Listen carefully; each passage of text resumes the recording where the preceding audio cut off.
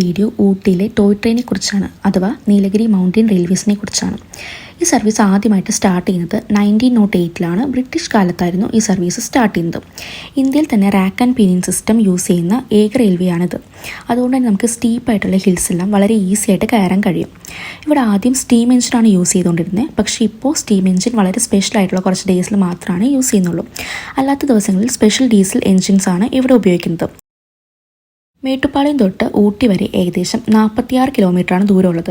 ഇതിൽ മെയിനായിട്ട് കവർ ചെയ്യുന്ന സ്റ്റേഷൻസ് എന്ന് പറയുമ്പോഴത്തേനും മേട്ടുപ്പാളയം, കല്ലാർ, കൂനൂർ, വില്ലിംഗ്ടൺ, ലൗഡേൽ, ഊട്ടി എന്നിവയാണ്. മേട്ടുപ്പാളയം തൊട്ട് കൂനൂർ വരെ ഏകദേശം 28 കിലോമീറ്ററാണ് ഉള്ളത്.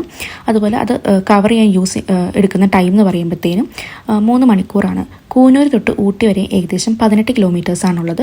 അതിന് നമ്മളെടുക്കുന്ന ടൈം ഏകദേശം 1.5 അവേഴ്സാണ്. ഈ യാത്രയിൽ നമ്മൾ ഏകദേശം 250 പാലങ്ങളും 16 ടണലുകളുമാണ് കവർ ചെയ്യുന്നത്. അതിൻ്റെ ഇടയിൽ നമുക്ക് കുറേ ഷാർപ്പായിട്ടുള്ള കർവ്സും സ്റ്റീപ്പായിട്ടുള്ള ക്ലൈംസ് എല്ലാം കാണാൻ പറ്റും. അതുപോലെ തന്നെ നമ്മൾ ജേർണി സ്റ്റാർട്ട് ചെയ്യുന്ന സമയത്ത്, അതായത് മേട്ടുപ്പാളയം തൊട്ട് കല്ലാർ വരെയുള്ള ഭാഗത്ത് നമുക്ക് കുറേ തെങ്ങും തോപ്പുകളും അതുപോലെ തന്നെ പാടങ്ങളും എല്ലാം കാണാൻ പറ്റും. പക്ഷേ കല്ലാർ കഴിഞ്ഞ കുറേ മലകളും ചായത്തോട്ടങ്ങളും വെള്ളച്ചാട്ടങ്ങളും ഒക്കെയാണ് നമുക്ക് കാണാൻ കഴിയുക.